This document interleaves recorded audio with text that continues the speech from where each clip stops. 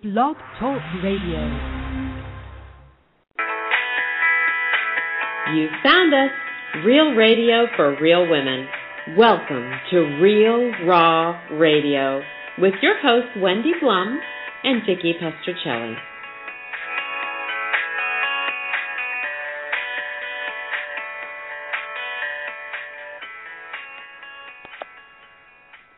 Well, welcome everybody. I'm Vicky Pestrichelli, and I am here with my wonderful co-host Wendi Blum, who is on the other line. Hi, Wendi. Hi there, Vicky. Hi, everyone.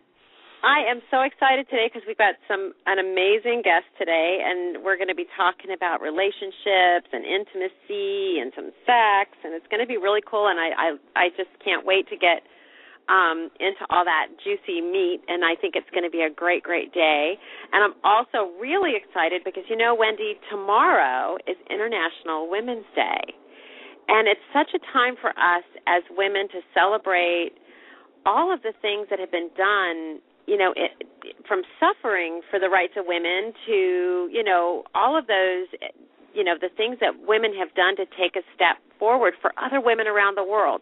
So I think it's a really cool time for us to celebrate everything that's happened since the beginning of, you know, when this kind of started in the early 1900s to today when we're celebrated in, you know, so many countries around the world. It started with a conference for 100 women, and now this is a worldwide phenomenon, and we get to celebrate it tomorrow. So everybody put it on your calendars and put your Facebook pages up there with some beautiful posts about International Women's Day, because that's really exciting. That's a really cool thing. Have you been following that, Wendi? I have, and it is so important for us to celebrate all the progress that we've made. I mean, it's really a very exciting time that we live in now for women.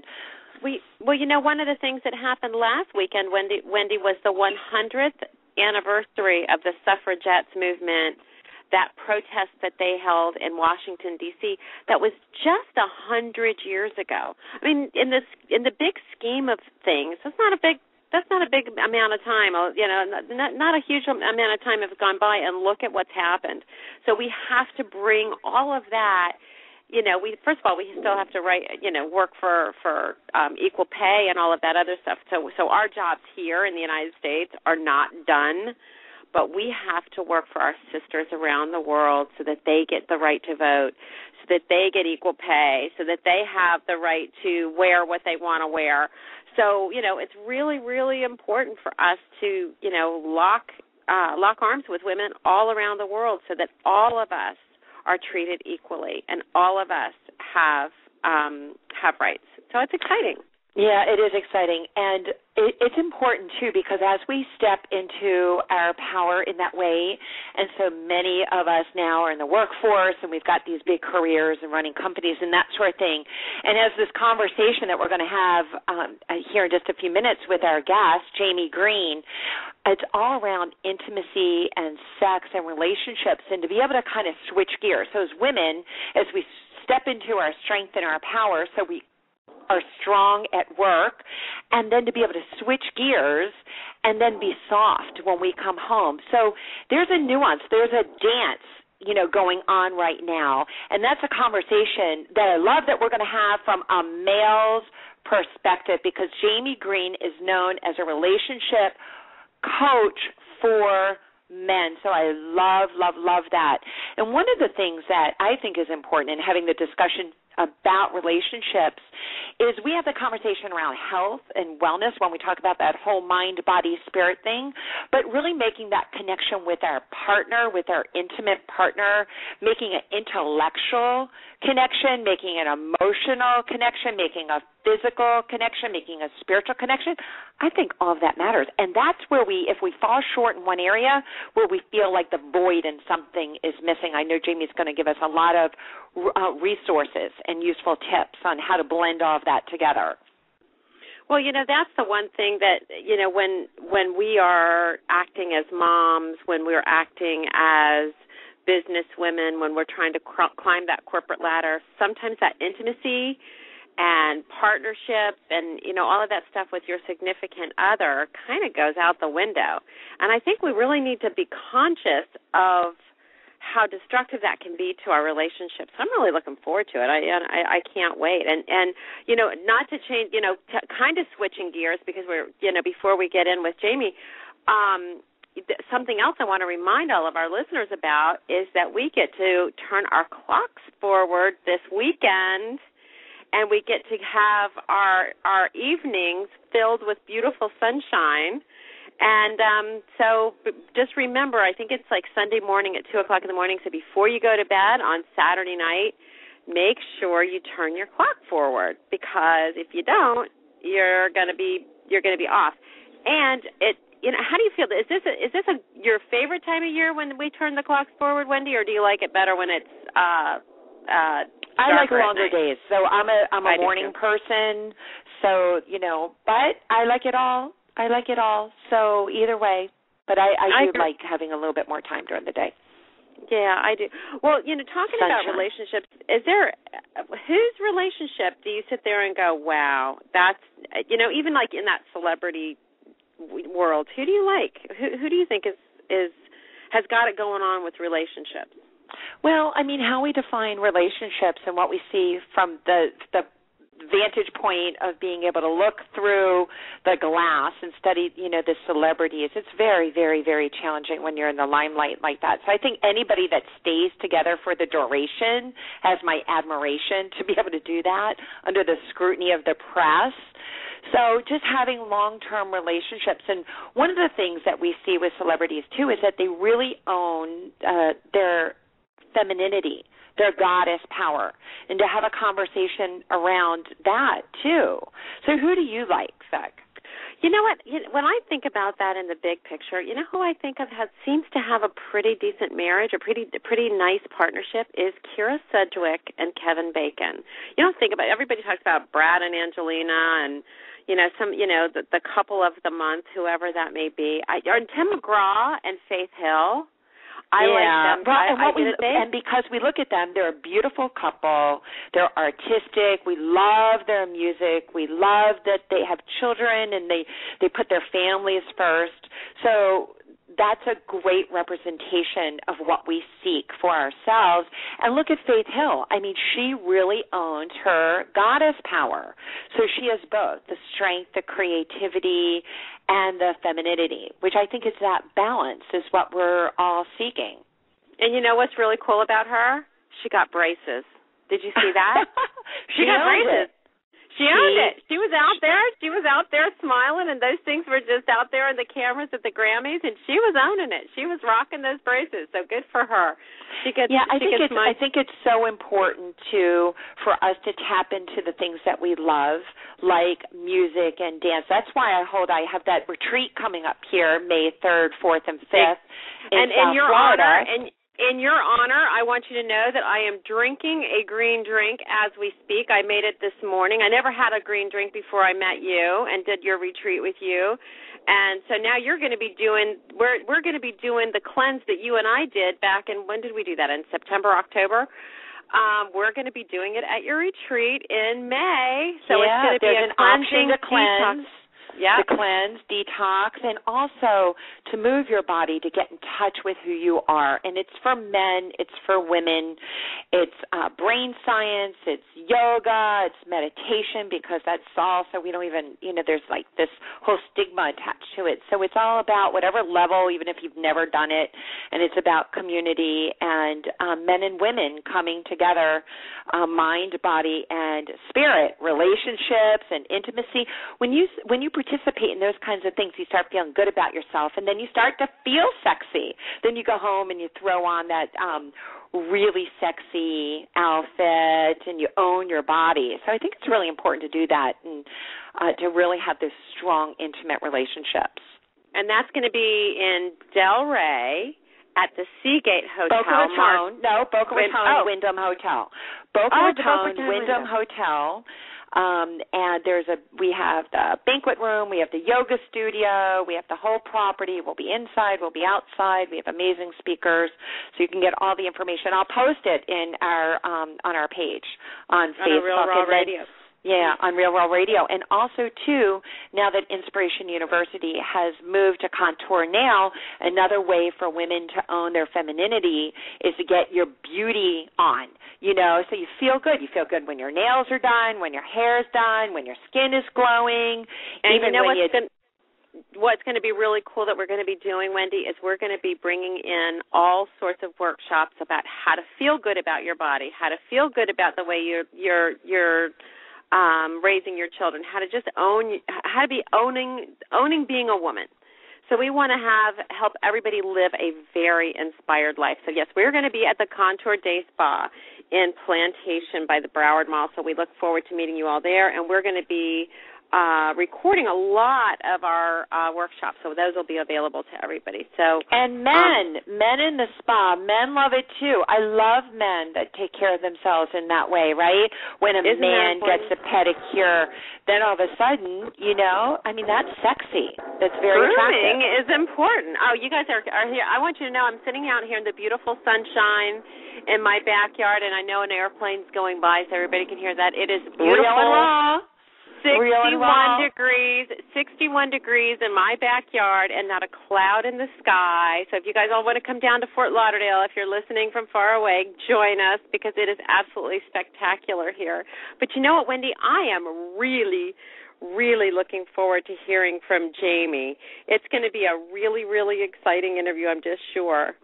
Wendi, I am so excited about what we've got going on today because this topic is so near and dear to my heart right now because of everything that I'm going through and you're going through and probably half of our listeners are going through, which is relationship issues and intimacy and sex. So I'm so excited that you have a personal friend that you have brought on with us today. And why don't you tell everybody about him? Well, I would love to. Friend and mentor and teacher. So I have the honor and privilege of introducing our guest. Jamie Green has been a psychotherapist and a teacher for over 23 years and currently has a thriving business as a life coach and a business consultant in the Los Angeles area. He attended Pepperdine University in Malibu, so lucky Jamie on that, and gained his BS in sports medicine, graduating in, we'll share the date, 1986. Jamie has an MA in Marriage and Family Therapy from the California Family Study Center and has built his thriving reputation as a psychotherapist, teacher, and leadership trainer. He has also fostered a loyal following in classes like Overcoming Fear, Phobias, and Anxiety, Hidden Addictions, and the Art of Negotiation. And it's Jamie's Zen-like approach to personal coaching combined with his British sense of humor and refreshing straight talk, we love that, has helped hundreds of students and couples, executives, and teams change their entire perspective of work and life. And what I love most is Jamie works with a lot of men. He has a passion for personal reinvention that has led to the creation of group trainings and all around the area of reinvention and relationships. And in 2005, Jamie was cast as the real-life marriage therapist in the Fox show Marriage 911 and actually helped to save a marriage on the rocks in a really short period of time, in only just 1 week. And he was most recently featured as the therapist and life coach on The Bachelor on ABC. So excited to have you on our show today. Welcome, Jamie. Thank you so much. How fun. Can I just say how excited I am to know that you were the guy that they chose for The Bachelor, so now we get to hear from that male's perspective on what we need to do, what we need to fix, how you guys see us, how we can make this great. What an exciting opportunity for us to have you. So welcome. Thanks. I'm excited to be here. So I have a question. I mean, in relationships, what a big topic, right? So we'll talk a little bit about dating, and then we'll talk about marriages and intimacy, and we'll even touch on sex. That subject that nobody likes to talk about. But do you believe, from your experience in that love at first sight thing, where you just meet somebody and your heart just paces and that instant connection? What has your experience been with that? I mean, yeah, do I believe in it? Yes. I proposed after my wife after 3 weeks. That's not to say that there's not an awful lot of work and reality checks along the way and hard work and struggle and challenges that comes with it. But, yeah, I believe in love at first sight. It's just not that simple. It doesn't stay that way. You know, we don't stay in a permanent state of bliss, that's for sure. So I totally believe in it. But I think that I also knew that the connection I had with my now wife of 5 years, I knew based on her nature, who she is, it was very apparent. You know, this incredible woman I married. But I knew at the time, even just dating 3 weeks, that this is a woman I'm going to go through all of the stuff I need to go through in order to grow. I knew we were going to go through mirroring all of each other's core issues and, you know, pushing each other's buttons. I mean, you know, you can't do this work for 20-something years and not know what's coming. So I just knew deep down I was right. This is a woman who's going to have my back, and I'm going to have hers, and we're going to go through it together. So what you're talking about is a real deep heart connection, like a soul connection, just a complete knowing. And so many people get into a relationship and think, well, you know, they're pretty good, and I have a feeling that I could change them in some other areas to make them even better. And so what has been your experience when somebody comes to you with, you know, wanting to change the other person that they're with? Well, I look at human nature. I mean, what I say to people all the time is I really believe we're all complete control freaks. I think anyone tells you otherwise is in denial. We're all control freaks. And what I always share with people is that there's this kind of paradox where we tend to spend way too much time controlling things we've got no business controlling, like other people, and we have this equal desire to relinquish control where we should have 100% control, and that's how we handle ourselves.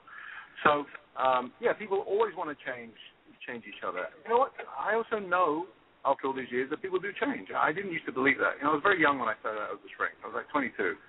So even though I thought I knew it all, I didn't think people changed. And what I've been able to decipher is that we don't change our personalities. I mean, we really don't. You know, I have the same sense of humor I had when I was a kid. I like the same kind of music. I still listen to the 80s music. I like the same food.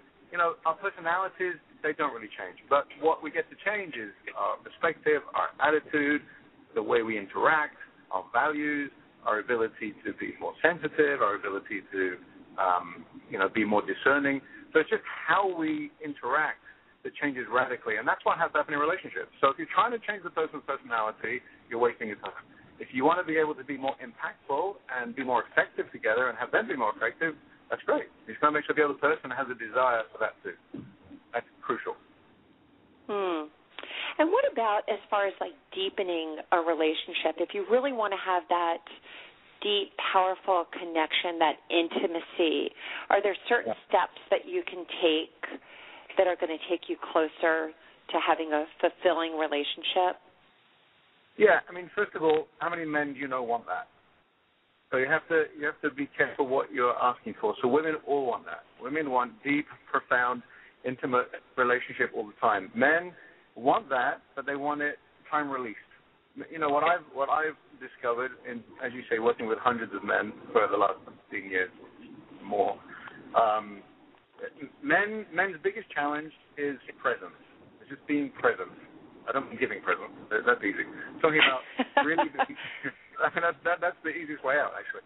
But really being present and being able to stay connected and receive love from a woman, it's very difficult for men.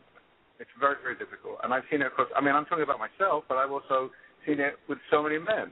So in order for you to have a foundation where you can have a deepening of intimacy, you need to, first of all, be able to know what it means not to be distracted and have a buffer, let's call it, between two people that's much more comfortable. So, you know, we become accustomed to chasing the unavailable, but when the available shows up, in many ways you don't quite know what to do with it.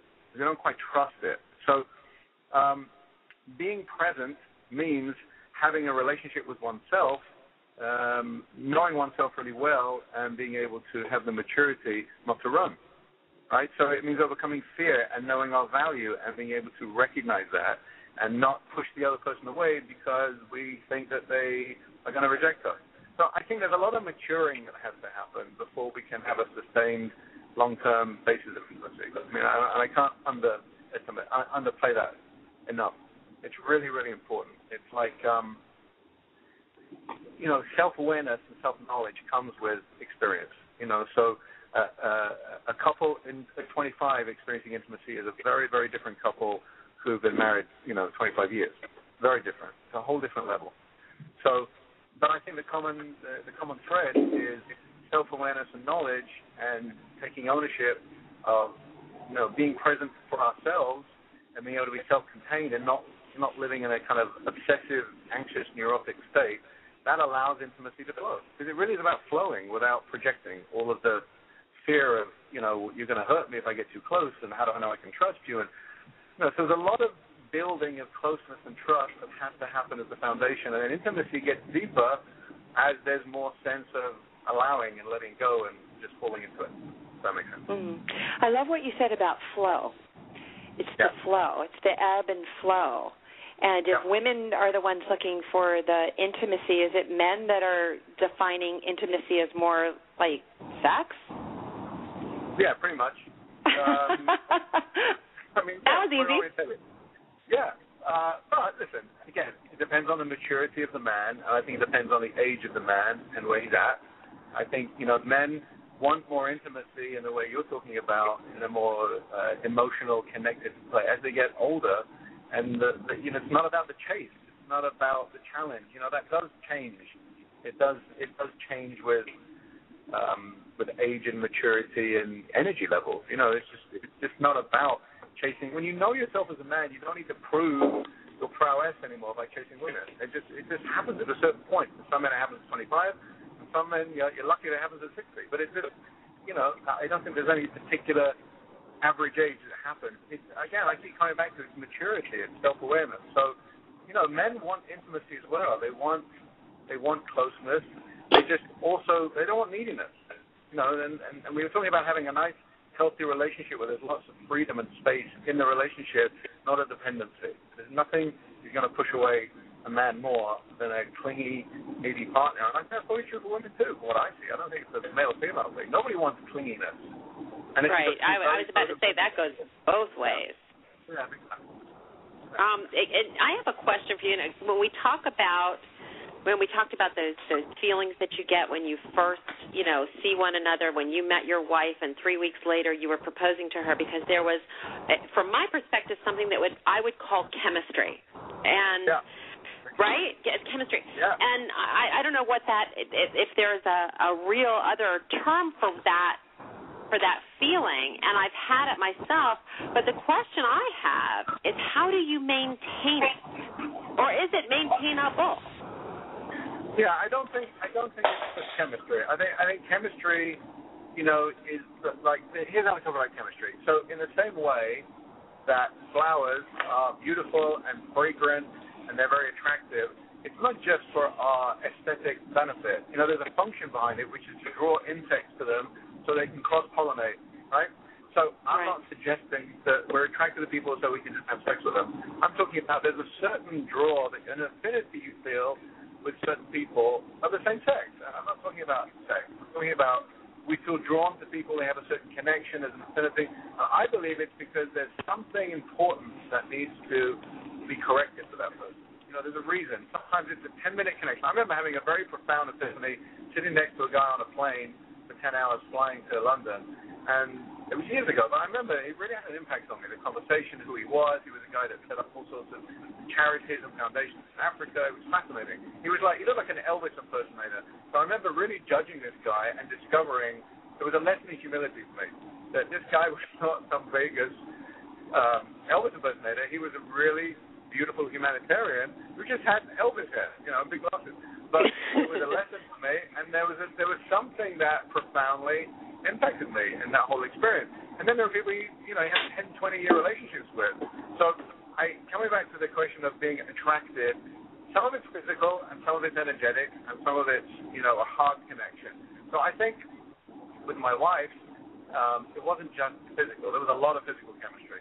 But I think there was a profound, sometimes there's so many difficult, painful lessons that we get from our partnerships that are really uncomfortable to learn. And sometimes I think it's nature's way of creating kind of a way to pull us in so we're willing to hang in there when it gets really uncomfortable and difficult. That's why honeymoon phases are just phases. So you got to have more than attractiveness, because if it was just attractiveness, we'd all have several spouses. And we know that alone is not enough. Or like I say to people, if you have 103 fever, you're not going to feel very turned on, right? Sex is not a priority. If you're dealing with flu, that's the last thing you want. And so what happens in relationships, the person that you just want to have sex with 10 times a day, there are times where you just don't want to look at them physically. And it has nothing to do with you lost the chemistry. It has to do with are you shut down or angry. It wouldn't be appropriate to be sexual. Or you're preoccupied with fear, or you're going through grief. So it's really important that people don't misinterpret and misunderstand the role of sex and how it shows up. It's not just about attractiveness and chemistry. It's a very superficial way to look at it. Way more than that. Well, I'm thinking of those butterflies, the butterflies that you get. Thinking about that person when the phone rings and there's their name or their picture comes up, and you go, oh, I'm so happy that I'm receiving that phone call. And is that something? Does it just go away for all of us? Is that newness? What is that? No, I don't think that.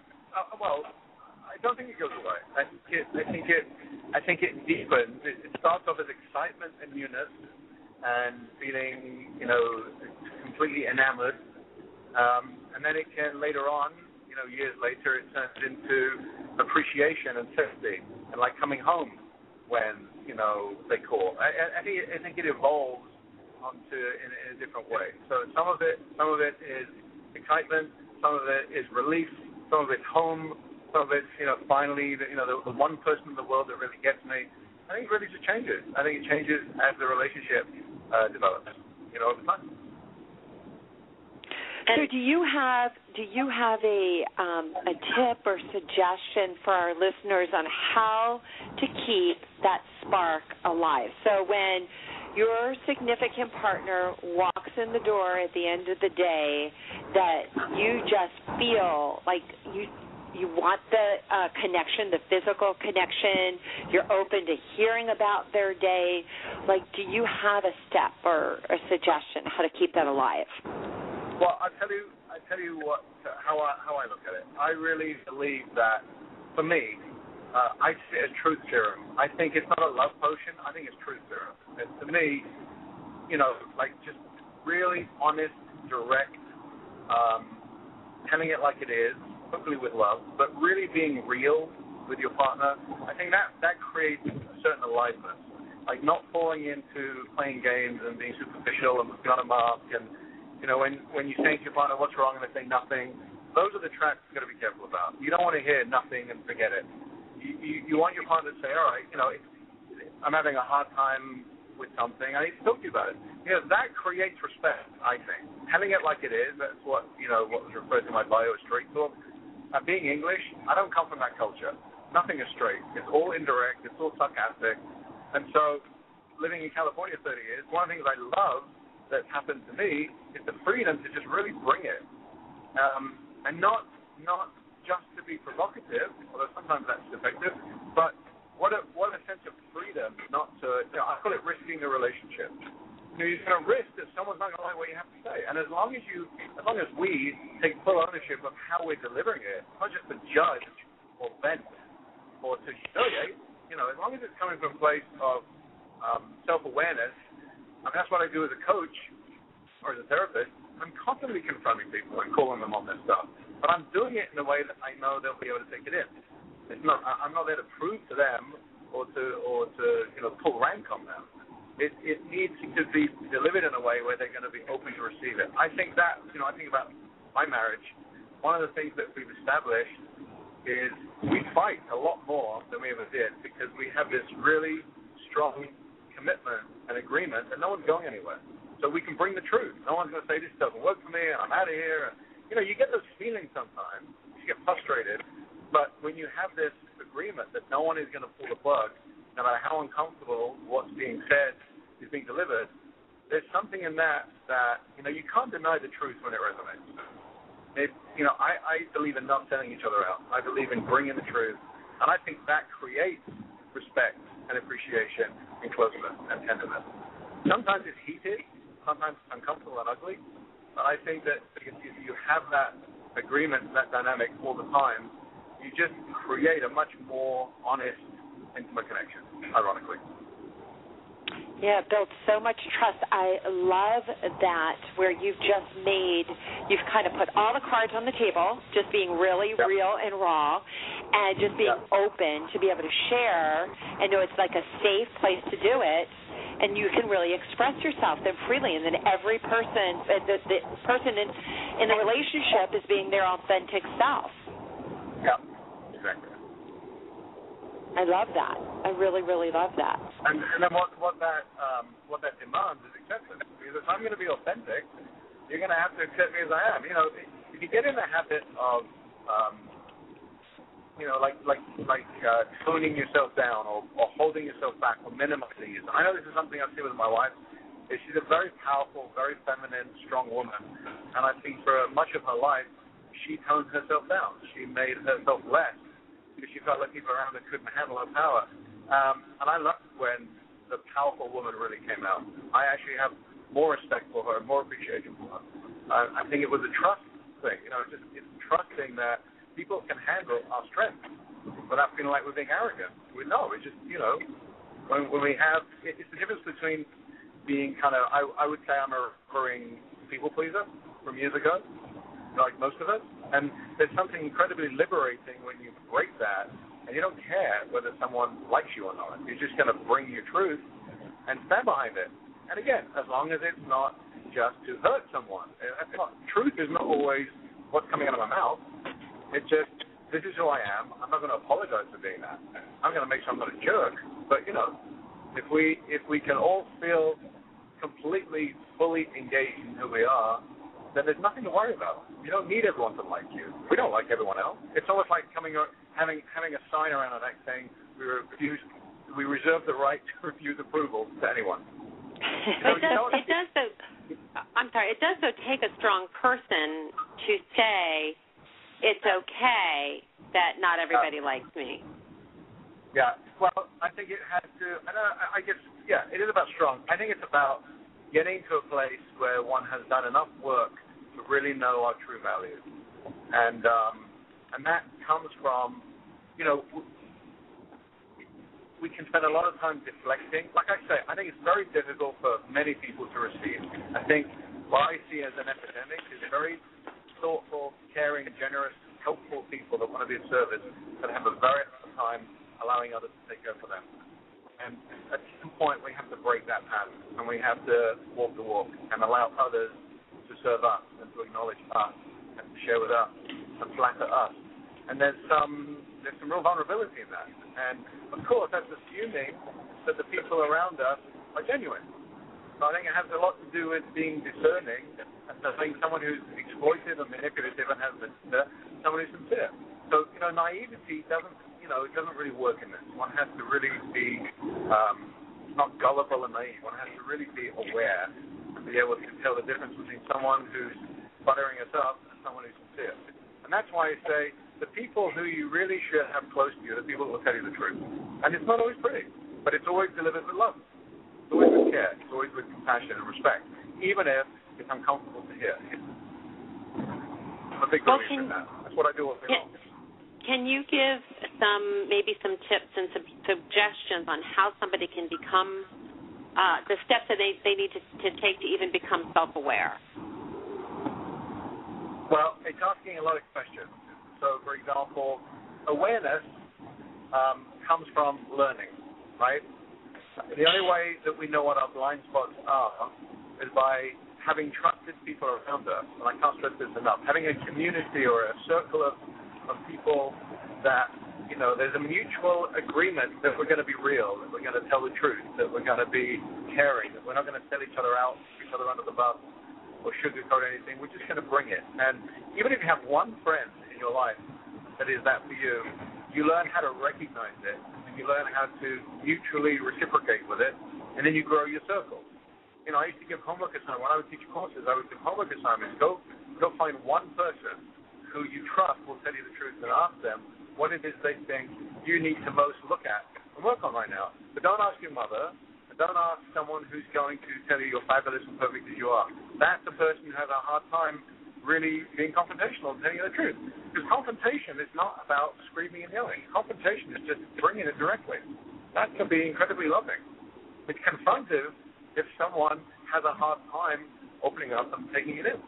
So the steps are ask a lot of questions and look for mirrors in your life that will reflect the real truth about you. Because without that and without relationship, we can't possibly know ourselves. We can't do it. When you say mirrors, you mean other people, trusted advisors, trusted friends, trusted lovers, whatever. Exactly. Right. You know, doing lots of group process and opportunities for others to reflect back on how they experience us and how they feel about us and what they see as progress and change. I mean, we need that. We really do. It's like almost peer review. It's like social peer review.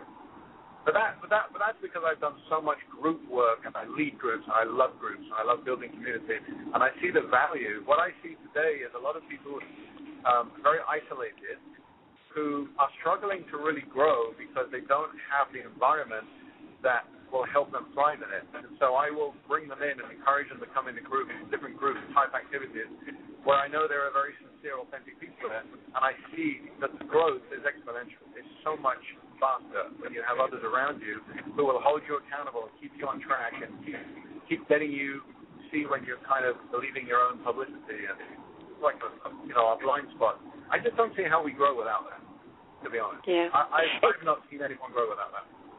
It's great that you bring that in to the male community, because women get together and they share in groups, and men get together when they're sporting events and that sort of thing. And so to ask those questions and to be open enough to even hear the answers without being defensive. I think that's what you're talking about in the relationship, to be able to have those kind of conversations without being defensive, to actually be able to hear what the other person is saying. Yeah, absolutely. I've always been one of those, kind of like, honey, does my ass look fat in these jeans?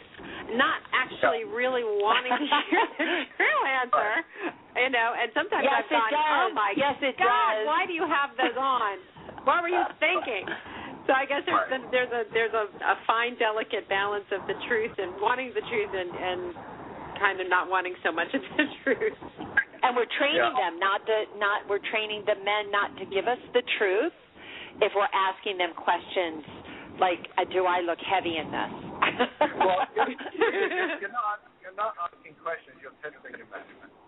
And that's something that's important. Like one of the things when I do big workshops and trainings with men, like 40, 50 men at a time, I'll ask for a show of hands. One of my favorite things. I'll ask for a show of hands. How many men get really tired of their women testing them, right? And so all the hands will go up. And I'll say, well, how many of you are so tired of it, you get insulted by it? And they all go up. And I say, how many of you in here are happily married 30 years or more? And there's always a bunch of guys.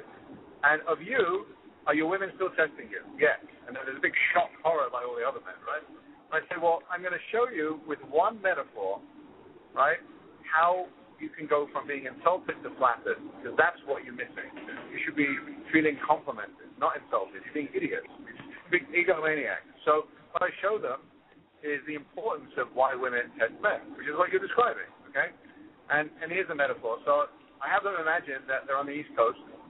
I do all this training in California, and it's kind of, there's a storm about to hit the East Coast, I understand now.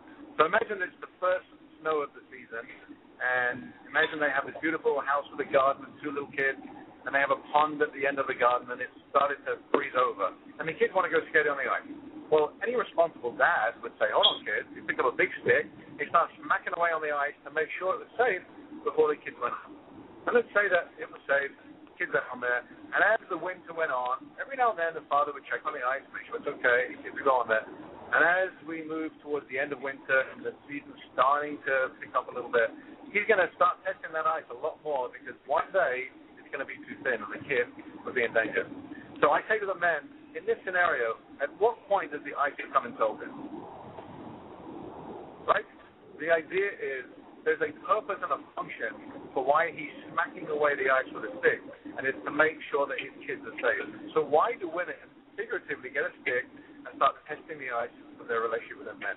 Because they want to make sure he can handle them and they don't fall through. And the one thing that women need is to trust that a man knows what the hell he's doing, and then he can handle her. Because women can be unreasonable and they can be emotional, and men love that about women. They don't expect anything different.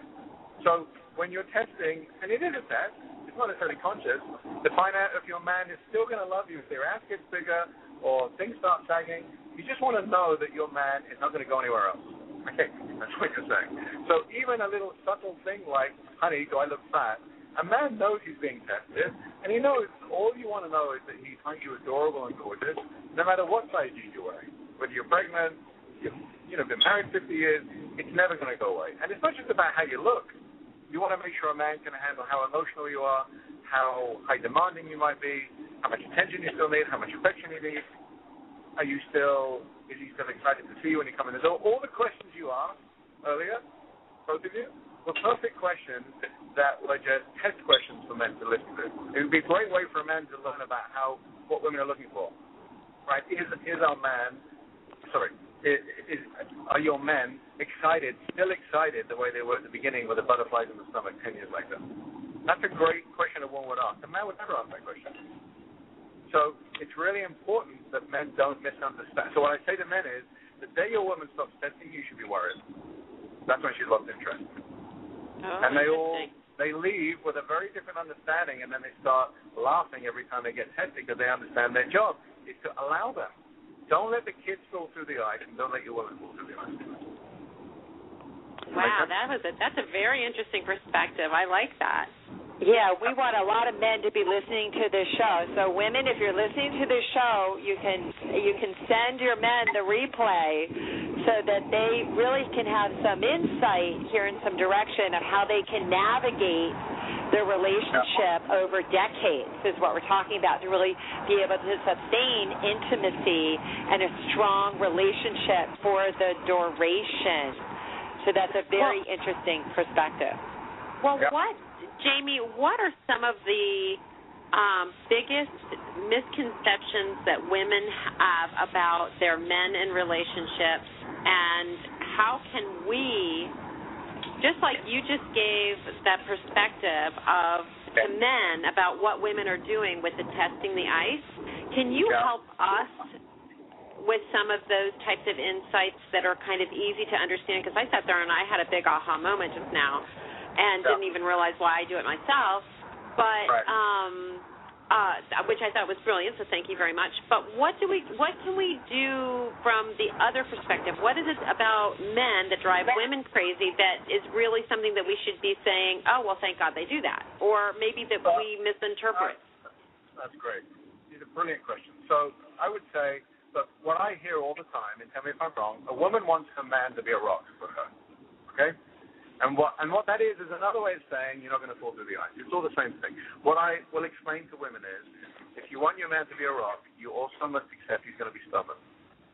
If you try pushing a boulder around, okay, it's okay that he's stubborn. You can count on him to be the same guy. Okay, that doesn't give him a license to be obstinate and shut down and not flexible. It just means if you want your man to be rock solid, he is going to stand for something, and he's going to be consistent, and he's not going to bend around who he is as a man. So you can't have it both ways. You can't have a nice, vulnerable man and expect him to be a rock at the same time. And the other misconception, since you asked, is a great question, women think men don't feel. Men feel on a very, very deep, profound level. They just don't express it to women in the same way women express it to women. But I can tell you, being in circles of men since 1996, you would be shocked how powerful men express their feelings with men. The grieving, the anger, the acknowledgement, the intimacy. It's really profound. And, I've worked with couples where I brought men into men's circles, so to speak, and I've seen him weep. And a woman, his wife has never, ever seen that. She doesn't even believe. She thinks literally we're in a conspiracy. And I'll say, if you'd have experienced how tender your husband can be, You just need to know what it is that you're doing that's not allowing him to feel he can come out with you. And that's about not making it wrong. It's about showing her there's other things you can do, because what you're doing is not working. It's not that effective. And that's a big thing for me when I work with couples. Couples tend to fall into right and wrong, he said, she said, within the first 30 seconds. So I have one ground rule, and that is we're going to only operate in the world of what's helpful and not helpful, what's effective and not effective. There is no right and wrong, because I don't care. You're going to feel just as frustrated with being right, but you're not going to feel the connection. So to me, there are things that women can do. There are ways of being with their men that is much more conducive to a man opening to her than other things that she does. That all makes sense. So, not that I have 10 steps of what to do and what not to do, but just know that men have tremendously deep, profound feelings. Don't be fooled by the kind of detached, stoic exterior. Sometimes that's a man just being a shock absorber, and when he's around other men, he gets to kind of wring out the sponge. Men sometimes get oversaturated with the kind of things that they have to hold in order to be the rock, and they need a place and need an outlet for that. And quite honestly, it would scare the hell out of you to have a man come bring that. It would feel too aggressive. It would not feel safe. And he doesn't want to scare you, which is why he keeps it in. But with other men, he doesn't need to sugarcoat. He doesn't need to be socially acceptable and politically correct. He can let a lot of that stuff out, and the men can contain it for him, and he's ready to go back into battle and go home and not kick the dog and scream at you. So can I just... I'm kind of shocked at what you just so in a group. Are you talking about at a group therapy kind of setting, or is this something? No, this is complete and total news to me. Okay, yeah, complete it's not and total. What I'm talking about is there's an organization. There's many of them where men get together and have circles of men. So one of the things I'm talking about is where literally I'm on a men's team of 15 men. We meet every Tuesday night from 7:30 to 10:30 at night, and we're there to be unconditionally committed to supporting each other to win. And this particular organization is called MDI, and it stands for Mentor, Discover, Inspire. And last night we had a division meeting, which was a gathering of 12 teams. We do this once every 6 weeks. There are about 150 men together doing some really powerful processes together. And there's hundreds of men all over North and South America. I'm sorry, not South America, North America and Canada. And but this is not unique to this organization. There's something called the Mankind Project. There's lots of different organizations where men gather in circles, and what I've learned is it doesn't really matter the format. Core issues of men are the same. Men want to be respected. They want to be accepted. They want to know that they have a place where they can be seen, a place where they can express their frustrations and their passions and their intensity in a way that other men can handle it. Because, a lot of women are not going to feel safe around some of the intensity of feelings that men have. So we know that we need to have, a little bit of a more moderated, contained version of it when we come home. Because I know there's a big difference, and I'm guilty of this myself. We teach men that you can't treat a woman like a man. You treat a man like a man, and you treat a woman like a woman. The minute you treat a woman like a man, she's going to feel unsafe. So you don't get in a woman's face and speak directly to her when you're angry. It's going to scare the hell out of her. But you can do that with a man, and it's not going to result in anyone punching anyone. It's respect. So one has to be more sensitive and with less, emphatic voice when you talk to a woman, because she needs to feel more gentleness. So there's bringing it directly without scaring the hell out of her. Because we don't mean to scare anyone, unless you're a man who's really out of control and aggressive, and that's not a man who's honorable and has integrity, has the ability to control himself. So what we're doing is mentoring men and teaching them how to do that, how to have self-restraint, knowing the difference between the way you're speaking to someone, like you would in customer service. You wouldn't rage at a customer and expect it to go very well. So, I think this is all under the heading of maturity. I think it's awareness and maturity. I don't think it's about right and wrong. I don't think it's about, morals and ethics and etiquette. I think it has to do with knowing how to feel into the space around you and knowing who you can be more direct with and who you have to be more gentle with. And you have to be able to, as men, have to be able to know how to gauge how to feel into the environment and adjust and adapt yourself accordingly. Not pretend to be someone you're not. Just have the tools to adapt yourself so that you don't scare the hell out of someone unintentionally. And some people, for example, I work with, if you don't nail them between the eyes, they won't respect you. So it depends. Yeah, great resources and insight to the male psyche that I know our female listeners are having lots of ahas going through their minds right now. So I know that was helpful. I know it was helpful for you, Vicky. It's certainly helpful for me because we really don't have the insight. Women do a lot of sharing. We share with each other. You know, there's lots of magazines and books that you can pick up, you know, to get into the women's psyche. And that's what we do. We share our emotions together. So to have that insight from a male perspective and to know that those resources are available out there and that you're available too, Jamie, that you're available.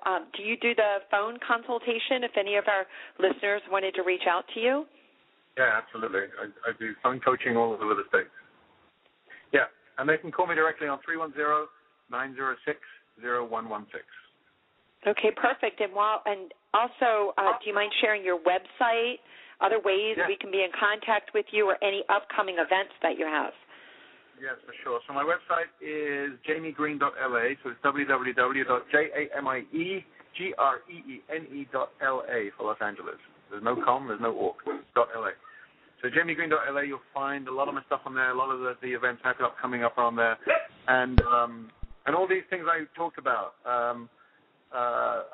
women testing men, and a lot of stuff around anxiety we haven't talked about today, but a lot of relationship stuff. There's some really good articles and posts on there.